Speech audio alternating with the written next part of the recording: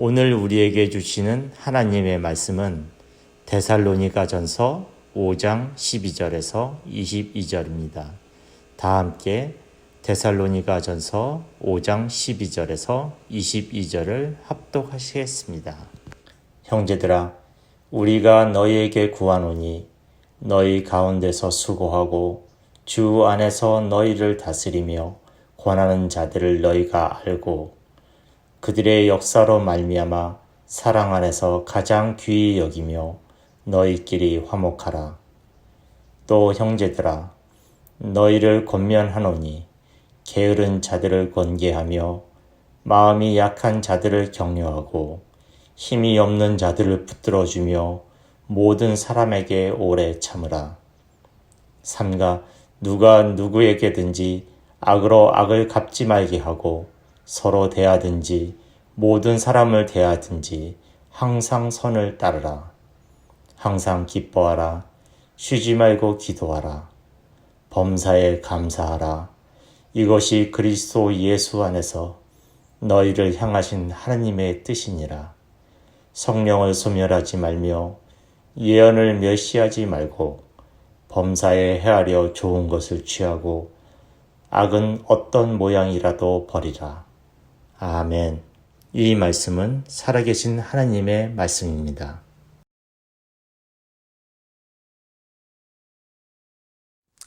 오늘은 한 해 동안 하나님의 은혜에 감사하는 추수감사 예배로 드립니다.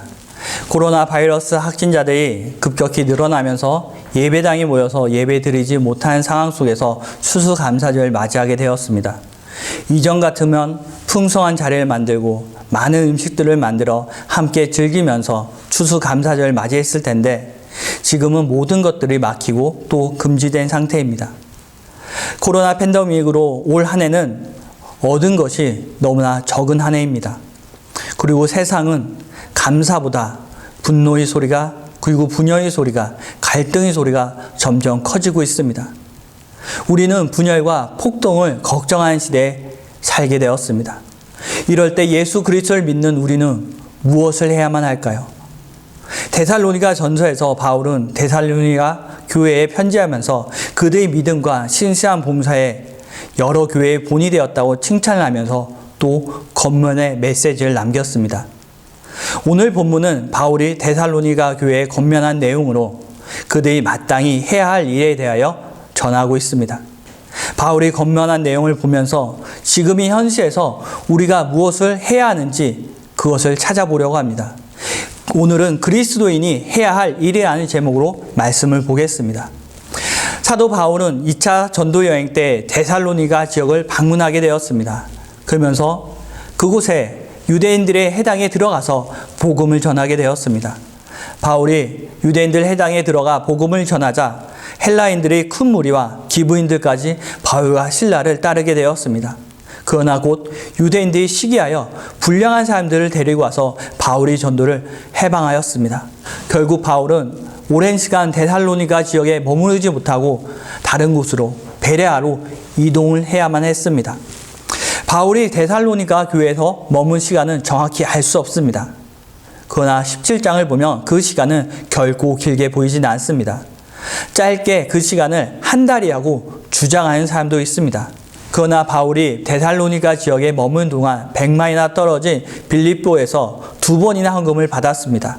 빌립보 4장 16절에는 데살로니가에 있을 때에도 너희가 한 번뿐만 아니라 2번이나 나의 쓸 것을 보내었도다 라고 기록하고 있습니다. 그리고 바울은 데살로니가 지역에 머무는 동안 밤낮으로 일하면서 전도를 하였습니다. 생활비를 충당하면서 전도와 가르치는 사역을 완수하기 위해서 오랜 시간 머물러 있어야만 했을 것입니다. 이런 이유들을 보면 바울이 아주 짧은 시간이 아니라 어느 정도 데살로니가 지역에 머물렀던 것으로 보입니다. 하지만 예배소 교회처럼 3년이 되는 시간 동안 그곳에 머물러진 않은 것 같습니다. 바울은 오랜 시간 데살로니가 지역에 머무르지 못하고 이동을 하였습니다. 자신이 오랫동안 머물면서 가르치지 못했던 교회가 너무나도 잘 성장하고 있다는 것은 바울에게 기쁨이었을 것입니다. 그러면서 바울은 데살로니가 교회가 더 성장할 수 있도록 겉면을 아끼지 않았습니다. 그 겉면의 내용은 다음과 같습니다. 화목하라. 게으른 자들 검개하며 마음이 약한 자들 격려하고 힘이 없는 자들 붙들어주며 모든 사람에게 오래 참으라. 악으로 악을 갚지 말게 하고 서로 대하든지 모든 사람을 대하든지 항상 선을 따르라. 항상 기뻐하라. 쉬지 말고 기도하라. 범사에 감사하라. 성령을 소멸하지 말며 예언을 멸시하지 말고 범사에 헤아려 좋은 것을 취하고 악은 어떤 모양이라도 버리라. 이것이 바울이 데살로니가 교회에 권면한 내용입니다. 오늘은 이 중에서 범사에 감사라는 권면에 집중해 보려고 합니다. 오늘은 우리 사회가 여러 가지 문제들로 둘러싸여 있습니다. 바울이 전한 권면들은 저 멀리 가고 우리에게 있지 않습니다. 화목하지 않고 우리는 분열하고 있습니다. 약한 자를 돌보는 것보다 자신 이익을 먼저 생각하고 있습니다. 선을 추구하는 것보다 이익을 먼저 추구하고 있습니다. 또 다른 사람들 질투하고 중후하며 성령보다 육신의 정욕을 우선시하고 있습니다. 경제적인 문제로 빈부의 격차는 점점 벌어지면서 이것은 정치적 문제로 또 이어지고 있습니다. 사회는 분열과 폭동이 일어나면서 선이 아니라 악을 추구하는 일도 일어나고 있습니다. 어쩌면 분열과 분노는 지금 이 시대를 살고 있는 사람들에게 자연스러운 반응이라고 볼 수도 있습니다. 제가 전에 사역했던 교회가 오하이주 맨스필드라는 시에 있었습니다. 그곳에 GM 공장이 2008년에 문을 닫게 되었습니다. 많은 사람들이 일자리를 잃어버리게 되었습니다. 수많은 사람들이 그 도시를 떠나면서 도시는 쇠락하게 되었고 한인들도 많이 떠나고 교회도 큰 영향을 받게 되었습니다. 공장에서 일을 하시는 분들, 또 비즈니스를 하시는 분들, 많은 분들이 떠나면서 교회도 텅 비게 되었습니다. 한 의사분이 저에게 이런 얘기를 하신 적이 있습니다. 그때 돈을 번 사람은 정신과 의사뿐이라고. 많은 사람들이 큰 충격을 받았습니다. 많이 힘들어했습니다. 그래서 많은 사람들이 정신과 의사에게 상담을 요청했던 것 같습니다. 그리고 지난해 GM은 오하이오주 다른 곳에 있는 공장 가서 닫겠다고 발표하였습니다. 오하이오주뿐만 아니라 러스트 벨트라고 불리는 여러 곳에서 지금 많은 사람들이 이렇게 일자리를 잃어버리면서 큰 충격과 큰 변화를 겪고 있습니다. 넷플릭스에서 아메리카 팩토리라는 다큐멘터리를 만들었습니다. 중국 기업이 오하이오에 자동차 유리 공장을 세우면서 일어난 일들을 다큐멘터리로 만든 것입니다. 이 다큐멘터리에 많은 사람이 큰 호응과 공감을 하였습니다. 이 문제가 누군가의 문제가 아니고 이제 자신의 문제이기 때문에 또 자신의 문제가 될 것이기 때문에 많은 사람들이 크게 공감하였던 것 같습니다. 풍요롭지 못한 경제적인 문제는 많은 사람들을 분노하게 만들었습니다. 빈부의 격차가 벌어지면서 양극화 현상은 더욱더 깊어지게 되었습니다. 코로나 사태로 양극화 현상은 더 깊어졌습니다. 계층 간의 갈등이 일어나고 이 갈등은 곧 사회적 분열로 이어지면서 정치적 문제로 이어졌습니다. 사람들이 분노한 표심을 이용한 정치인들도 있었습니다. 그러면서 더 갈등은 깊어져 갔습니다. 경제적인 문제뿐만 아니라 사회적 문제로 이어지고 정치는 이 갈등을 더 증폭시켜 정치적 대립으로 사회는 분열이 되어가고 있습니다. 분노한 마음은 폭동으로 이어지기도 했습니다. 분노의 소리는 소리만 있지 않고 많은 상점들을 파괴시키면서 또 많은 피해자를 만들었습니다. 문제가 있을 때마다 분노하며 우리는 더 많은 문제를 만들게 될 것입니다. 피해자의 탄식은 또 다른 분노에 변하여 더 갈등이 이어지고 또 폭력으로 나타나게 될 것입니다. 다른 사람에게 분노가 폭발하는 일도 있지만 그 분노를 자기 자신에게 돌려 자기 자신을 상처를 입히는 그런 일도 있습니다. 어느 순간 미국은 빨간색과 파란색으로 나누어지게 되었습니다. 우리가 사는 미국은 참 많은 변화를 겪고 있습니다. 초기 기독교적 개념으로 초석을 세운 이 나라가 많이 변하면서 이제는 기독교적 이념이 이 나라의 중심에서 벗어나고 있습니다. 그러면서 분노와 갈등은 더욱더 많이 일어나고 있습니다. 나라를 걱정하시는 분들이 많아지고 있습니다. 이럴 때 그리스도인들이 이 나라를 위해서 무엇을 해야 할까요? 무엇을 할 수 있을까요? 이 변화를 우리는 그대로 바라봐야만 할까요? 사도 바울이 데살로니가 전서에서 말한 겉면을 초기 청교도인들은 이 땅에 와서 실천하였습니다. 그 모습에서 우리가 해야 할 일을 찾을 수 있습니다. 영국에서 청교도인들은 영국 성공회를 믿으라는 강요에서 벗어나기 위해서, 그들의 인위적인 전통을 거부하기 위해서 순수하게 성경 말씀대로 살고자 메이플라워를 타고 영국을 떠나 미국 땅으로 왔습니다. 그들이 도착한 미국 땅은 풍요로 가득하지 않았습니다. 그들은 영국보다 더 혹독한 고통을 미국에서 경험하게 되었습니다. 이미 배 안에서 질병을 겪었고 또 추운 겨울을 지나면서 절망 정도의 사람들을 잃어버렸습니다. 그리고 그들이 가지고 온 보리와 밀은 풍토와 다른 미국에서 자라지 않아 그들의 첫 농사는 얻는 것이 없었습니다. 그들은 너무나 힘들었을 것입니다. 아니, 힘들었다는 말로 표현을 할 수 없을 것 같습니다. 지금 우리가 살고 있는 시대의 힘든 경제적 고통보다 아마 더했을 것 같습니다. 낯선 곳에 와서 겪게 된 그 고통은 청교도인들을 절망 속으로 몰아넣었습니다. 그러나 청교도인들은 그때 분노하지 않았습니다. 분열하지 않았습니다. 그들은 네이티브 아메리칸들과 화목하게 지냈습니다. 그들이 준 옥수수와 감자 그리고 호박을 심어 수확하게 되었습니다. 그들은 참으면서 시간을 기다렸고, 그리고 그들은 하나님께 감사하였습니다. 또 그들은 네이티브 아메리칸들 초대하여 함께 잔치를 열었습니다. 그들은 화목을 실천하였습니다. 이것이 추수감사주의 유래입니다. 하나님의 말씀대로 살고자 미국 땅으로 이주해온 청교도인들은 절망적인 상황 가운데서도 분노를 폭발하지 않고, 남의 것을 빼앗지 않고, 낙심하지 않고, 게으르지 않고, 서로 도우면서, 오래 참으면서, 네이티브 아메리칸들과 화목하게 지내면서 하나님께 감사하였습니다. 그들이 행한 일을 기억하기 위해서 미국은 이 날을 기념일로 만들었고 그 정신과 행동을 기념하였습니다. 그 결과 하나님의 축복으로 이 나라는 세워지게 되었습니다. 이렇게 하나님께 감사한 일들을 잊지 않고 산 미국에는 영적 대부흥이 일어났습니다. 18세기, 19세기에 일어난 이 영적 대부흥으로 수많은 선교사들 세계 곳곳에 파송하면서 수많은 교회를 세웠습니다. 그리고 20세기의 오순절 운동을 일으키면서 전 세계에 강한 성령의 바람을 불어 넣었습니다. 복음을 전하는 일에 미국은 중심에 서게 되었습니다. 여러 가지 사회적 문제로, 정치적 문제로 분열하고 갈등의 골을 깊게 만드는 것은 하나님의 말씀대로 살려고 온 청교도인들의 정신과 정반대된 삶입니다. 이 나라가 다시 복음 앞에 서고 하나님의 말씀대로 살기 위해서 지금 우리가 해야 할 일은 분노와 분열이 아니야, 바로 하나님께 감사하는 일입니다. 지금 우리가 사는 이 시대에 점점 분노와 갈등이 늘어나고 있습니다. 추수감사절 맞이하는 이 시점에 우리 눈앞에 보이는 것은 문을 닫은 수많은 상점들과 아무도 없는 거리입니다. 과연 우리가 이것을 보면서 하나님께 감사하다 할 수 있을까요? 네, 결코 쉽지는 않습니다. 데살로니가 전서 5장 18절에 범사에 감사라고 말씀하십니다. 이것이 하나님의 뜻이라고 합니다. 범사에 감사라, 이것이 그리스도 예수 안에서 너희를 향하신 하나님의 뜻이니라. 범사라는 헬라어 단어는 엠파티로 모든 상황과 환경, 각각의 모든 것을 의미합니다. 그래서 감사하지 않는 상황은 전혀 없습니다.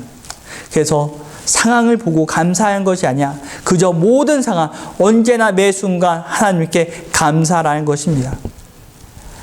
하나님의 뜻은 모든 상황 가운데서, 어떤 상황 가운데서 감사하는 일을 하는 것입니다. 감사할 때 우리는 분노하지 않게 됩니다. 분열하지 않고 서로 연합하여 화목할 수 있습니다. 그 결과 성령이 소멸되지 않고 하나님의 말씀을 더 따를 수 있게 됩니다. 모든 일에 감사할 때 기뻐할 수 있고 또 기도할 수 있습니다. 감사하는 일은 바울이 말한 겉면 중에 중심에 있습니다. 올해 추수감사절은 이전처럼 풍요롭지 못하지만 우리는 감사해야 합니다. 그럴 때 하나님의 뜻대로 우리는 살 수 있습니다.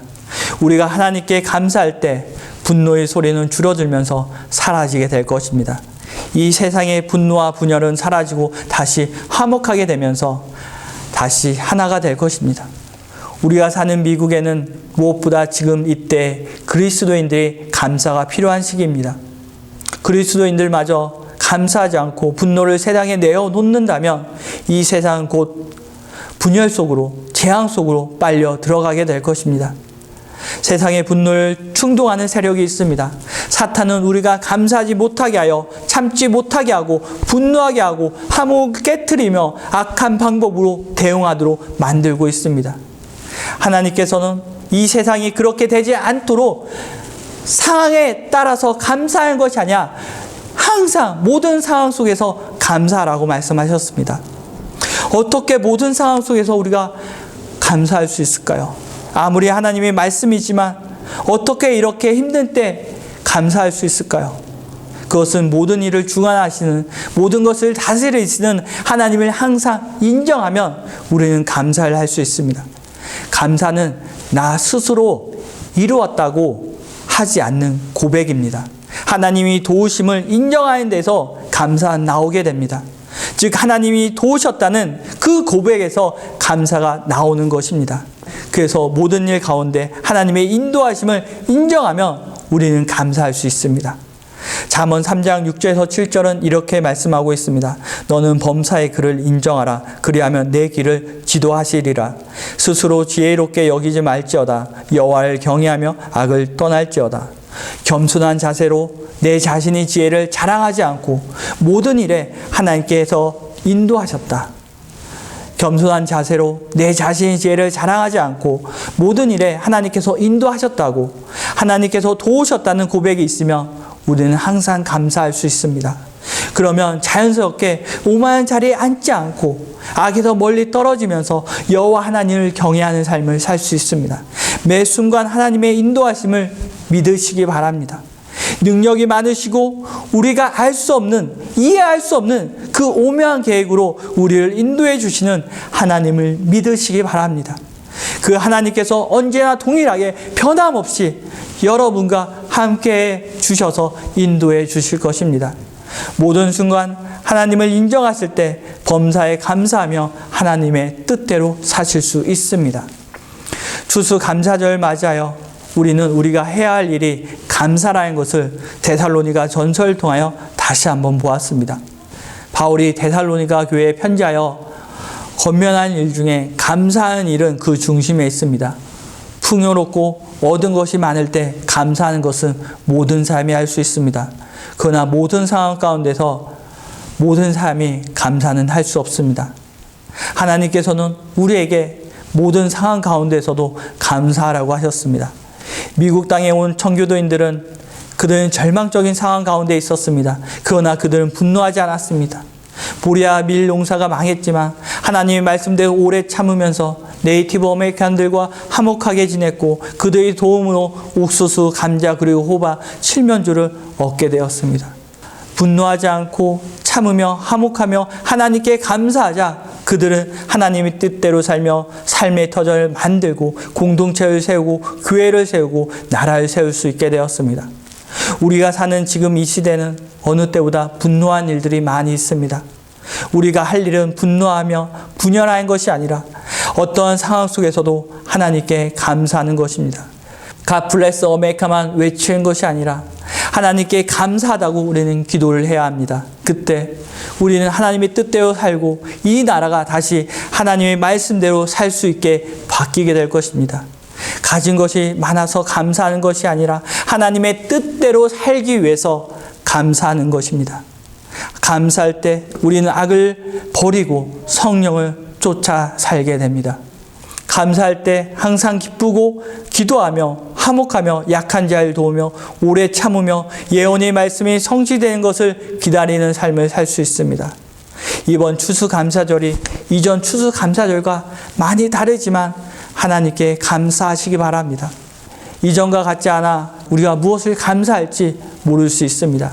그래서 11월부터 하루에 1개 이상씩 감사한 일을 적어보자 하였습니다. 감사한 일을 메모하셨으면 올해도 이렇게 어려운 상황 가운데서도 하나님께서 나를 도우셨구나, 감사한 일들이 이렇게 많이 있다는 것을 보실 수 있을 것입니다. 이런 메모가 모여 우리의 영성일기가 됩니다. 우리 영성일기가 모여 계속해서 이어지는 성령의 역사로 사도행전 29장은 쓰여지게 될 것입니다. 이제 하루에 한 장 성경 읽기 사도행전이 이번 주에 마치게 됩니다.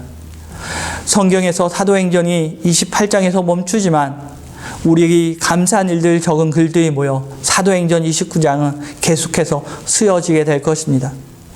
계속해서 모든 일에 감사하시며 하나님의 뜻대로 사시는 여러분들이 되시길 바랍니다.